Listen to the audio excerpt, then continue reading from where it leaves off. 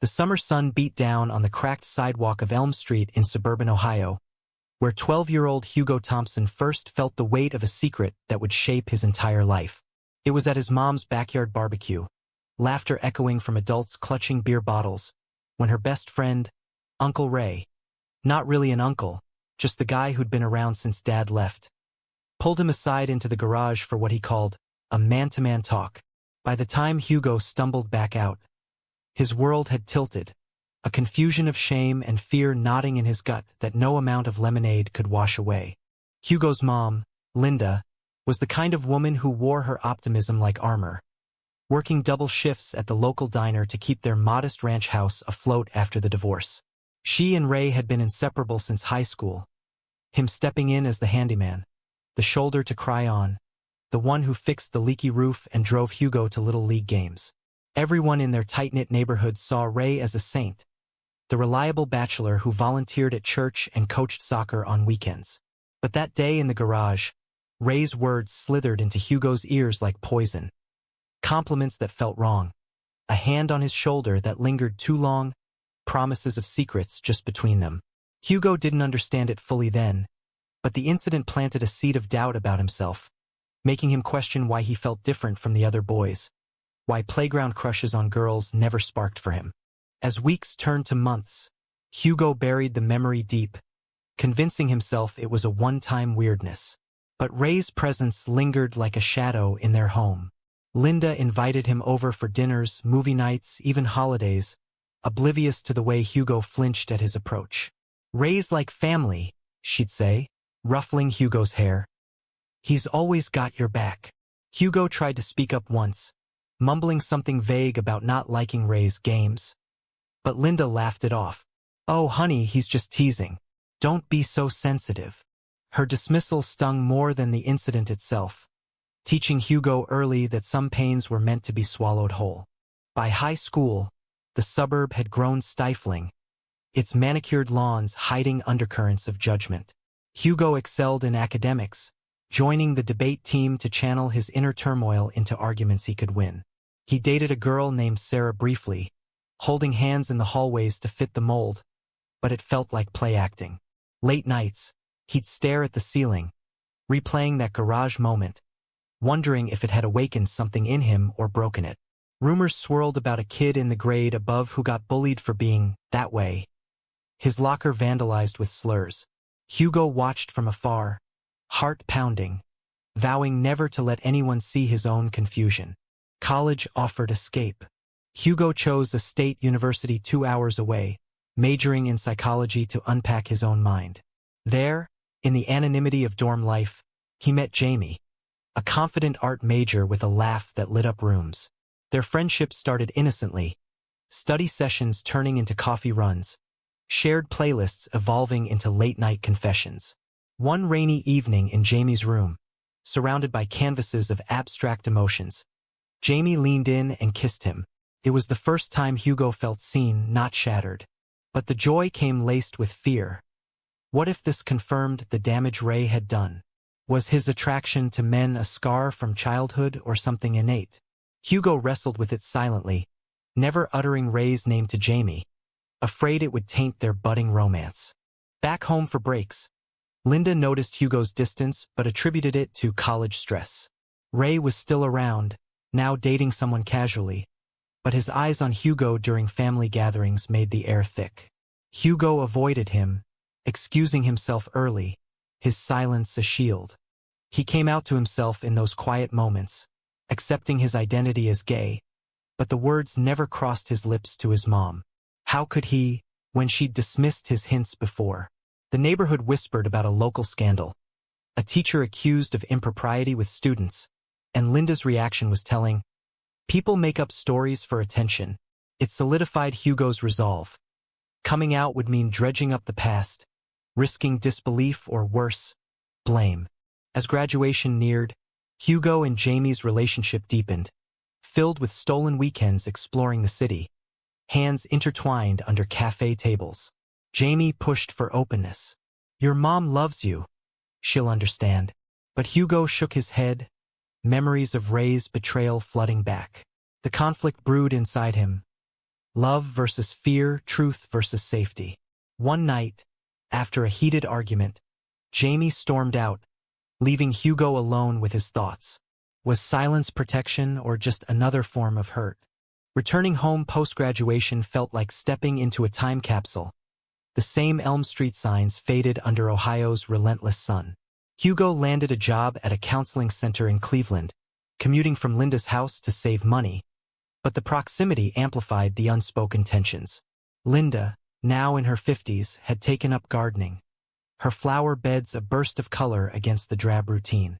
Ray still popped by, tools in hand for odd jobs, his presence a constant reminder of the scar Hugo carried.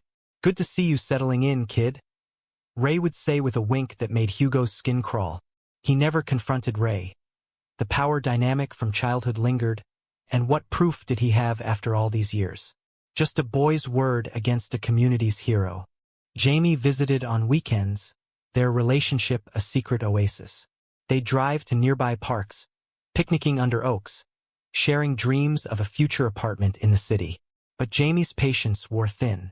Why hide us? It's 2020. People are more accepting. Hugo hesitated, explaining fragments of his past without naming Ray. My mom. She's not ready. And there's stuff from when I was a kid. Jamie pressed, but Hugo clammed up, the silence between them growing. It sparked their first major fight, Jamie accusing Hugo of internalized shame, Hugo retorting that Jamie didn't understand the weight of family expectations in a conservative suburb. Social conflicts escalated when Linda joined a local book club, where discussions veered into politics. One evening, over lasagna, she mentioned a debate on LGBTQ rights. I don't get why they have to flaunt it. Live and let live, but keep it private. Her words hit Hugo like a gut punch. He nodded mutely, fork scraping his plate, while inside, rage simmered. How could she say that, unknowing of her son's truth? Later, alone in his room, he scrolled through online forums, reading stories of others scarred by childhood traumas, debating whether to confront or cut ties. The anonymity comforted him, but it also highlighted his isolation. Work at the counseling center brought perspective. Hugo helped teens navigate identity crises, drawing from his own unvoiced pain. One client, a 15-year-old boy, shared a story eerily similar. A trusted adult's boundary crossing, leaving him questioning his sexuality. Hugo guided him toward therapy, but internally it reopened wounds. You have to tell someone, he advised the boy, hypocrisy burning his throat. Why couldn't he follow his own counsel? Jamie noticed the toll, urging Hugo to seek help. This isn't just about us. It's about you healing. A turning point came at the annual neighborhood block party. Ray, emboldened by beer, cornered Hugo by the grill. You've grown up fine, haven't you? No hard feelings about old times. The veiled reference ignited something in Hugo. He pulled away sharply, heart racing, but said nothing. Linda, witnessing the exchange, frowned. Everything okay, hon? Hugo forced a smile. Yeah, Mom. Just guy talk. Her acceptance without probing deepened his resentment. That night, he confided more to Jamie. It was her friend. When I was 12. He made me feel wrong. Jamie held him, anger flashing in his eyes. She needs to know. This is eating you alive. The revelation strengthened their bond, but societal pressures mounted. Friends from college came out publicly, posting pride photos on social media, while Hugo lurked in the shadows. A local news story broke about a similar case. A coach accused of grooming, and the community's divide was stark. Some rallied for justice. Others dismissed it as overreaction. Linda sided with skepticism, innocent until proven guilty. Hugo bit his tongue, but the internal conflict raged.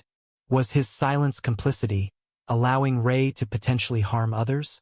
As fall leaves turned, Hugo and Jamie planned a getaway to New York, a taste of freedom.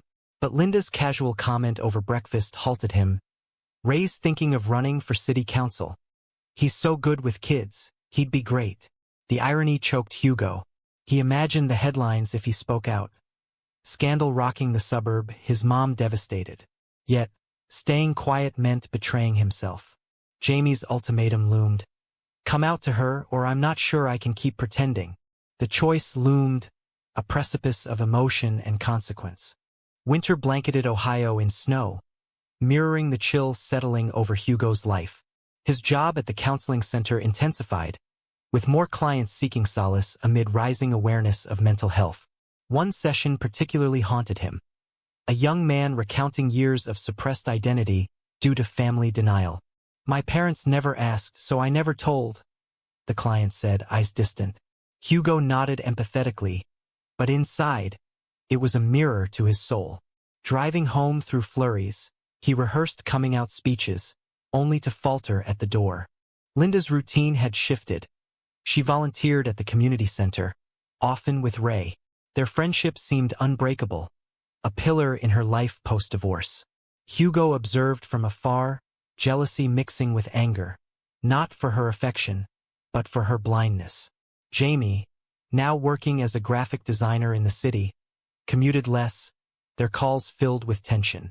I love you, Hugo, but this half-life isn't fair to either of us. Hugo promised change, but inertia held him. A controversial bill in the state legislature sparked debates. Protections for LGBTQ youth versus parental rights. Local news buzzed, dividing neighbors. At a town hall meeting Hugo attended anonymously, speakers clashed, activists demanding safe spaces, conservatives arguing family values. Ray spoke up, microphone in hand. We need to protect our kids from confusion. The hypocrisy boiled Hugo's blood. He left early, fists clenched, phoning Jamie in tears. He's out there preaching while Jamie urged action. Expose him if you must, but start with your truth. Emboldened, Hugo began journaling, piecing together memories. The garage incident wasn't isolated. Subtle touches, secretive gifts over the years painted a pattern. Researching online, he learned about grooming, the long-term effects on self-esteem and sexuality. It wasn't the cause of his orientation that was innate, but it twisted his path to acceptance. Sharing excerpts with Jamie deepened their intimacy, late-night talks evolving into plans for a shared future. But family dinner one evening ignited a spark. Linda mentioned a cousin's wedding, hinting at Hugo finding a nice girl. He snapped, "What if it's not a girl, Mom?" The words hung, unintended. Linda blinked, chuckling nervously. "Don't joke like that." Hugo retreated, the moment lost. Later, Jamie consoled him. "That's progress. Keep pushing." Yet, the exchange fueled doubt. Was her laughter denial or discomfort? Social ripples extended when a colleague at work came out, facing mixed reactions. Some embraced it, others whispered. Hugo admired her courage, confiding his story anonymously in a support group. Hearing others' tales of parental rejection or acceptance stirred envy and resolve. "Silence lets the pain fester," one member said. Hugo nodded, vowing to break his. As spring thawed the ground, tension peaked at Easter brunch. Ray arrived with his signature pie, seating himself beside Hugo. Under the table, a brush of knee sent Hugo bolting upright. "Excuse me," he muttered, fleeing to the bathroom. Linda followed, concern etching her face. "What's wrong? You've been off for months." Hugo teetered on the edge, words bubbling. The garage, the years of unease, his identity. But fear won, he blamed a headache. Her hug felt hollow, her lack of probing a silent accusation. Jamie, sensing the stall, suggested couples therapy. Their sessions uncovered layers. Hugo's trauma bonding him to silence, Jamie's frustration stemming from his own open family. "I want to build a life with you, out in the open," Jamie said. Hugo agreed, but the path forward blurred. A local pride event approached, tempting Hugo to attend with Jamie publicly. "It could be our start," Jamie hoped. Hugo wavered, imagining Linda's reaction, Ray's smugness. The choice crystallized. Confront the past or lose the present. Summer returned to Elm Street, cicadas humming a soundtrack to Hugo's brewing storm. His counseling work had him facilitating a youth group, where teens shared coming-out stories, their bravery a stark contrast to his cowardice. One girl described her mom's initial shock turning to support. She just needed time. Hugo envied that, wondering if Linda could evolve. Jamie, ever patient, planned a surprise. Tickets to a Broadway show in New York, a weekend escape. No hiding there, he teased. But fate intervened. A community scandal erupted when another man accused Ray of similar behavior from years ago. Whispers turning to headlines in the local paper. Former coach under investigation. Hugo froze reading it, validation mixing with dread. Linda defended Ray vehemently over breakfast. It's lies. He's a good man. Her words ignited Hugo. How do you know, Mom? You never ask questions. She stared, hurt. What's that supposed to mean? The dam cracked. Hugo spilled fragments. When I was a kid, he did things. Made me feel wrong. Linda's face paled. Why didn't you say something? Hugo's voice broke. I tried. You laughed it off. The confrontation escalated. Linda tearful, denying knowledge. I would have protected you. But her inaction spoke volumes. Ray called later, voice oily. Heard you're stirring trouble. Best keep quiet.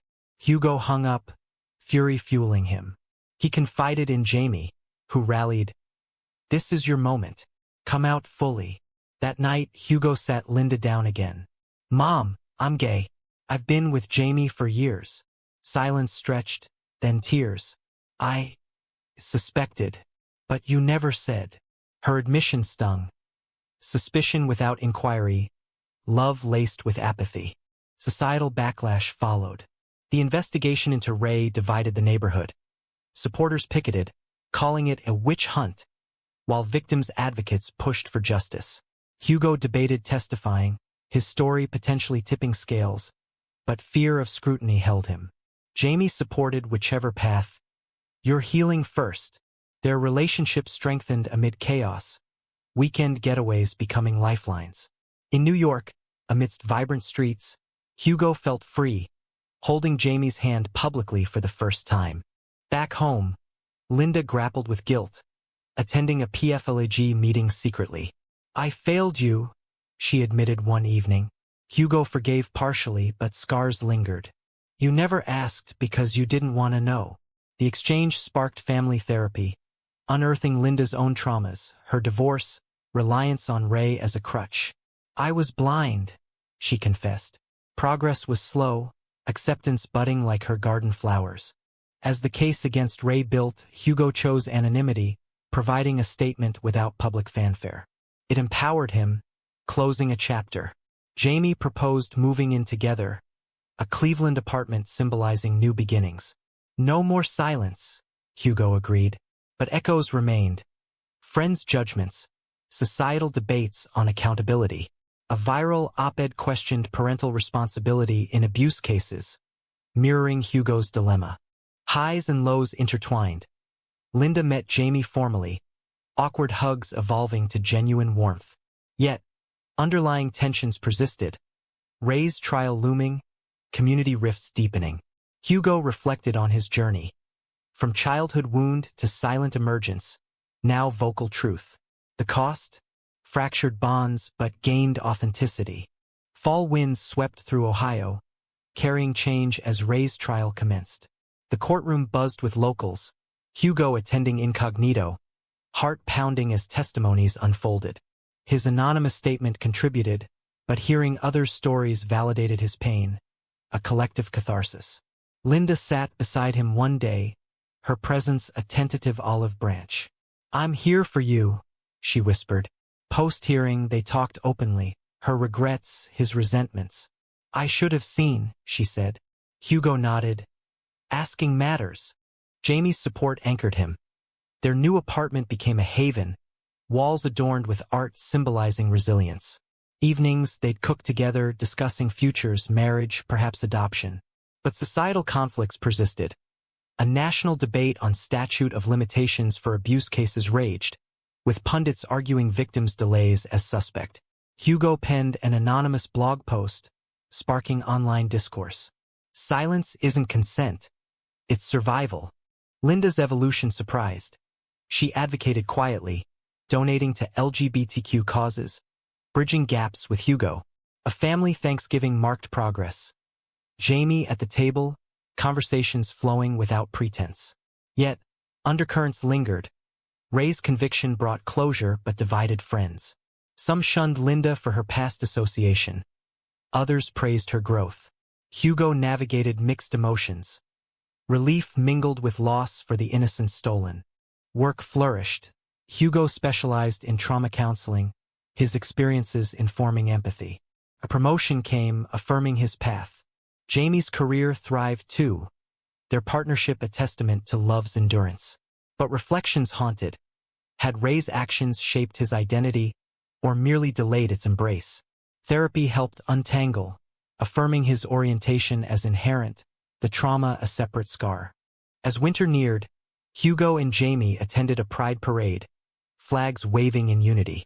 For the first time, Hugo felt unburdened, his story no longer a secret weight. Linda joined tentatively, her sign reading "Proud Mom." The moment, captured in a photo, symbolized redemption.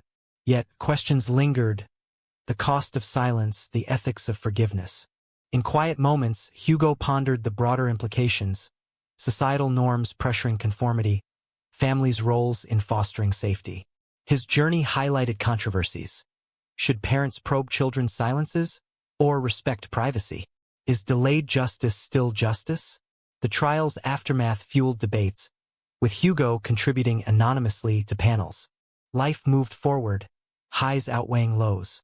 Hugo and Jamie planned a commitment ceremony, inviting select loved ones. Linda's speech moved him. "I failed once, but I see you now." Her words healed fractures, though scars remained faint lines. Reflecting on it all, from that garage shadow to open light, Hugo embraced his truth fully. But one question lingered, sparking endless debate. Is a parent's failure to ask about their child's hidden pain truly equivalent to indifference, or merely human oversight?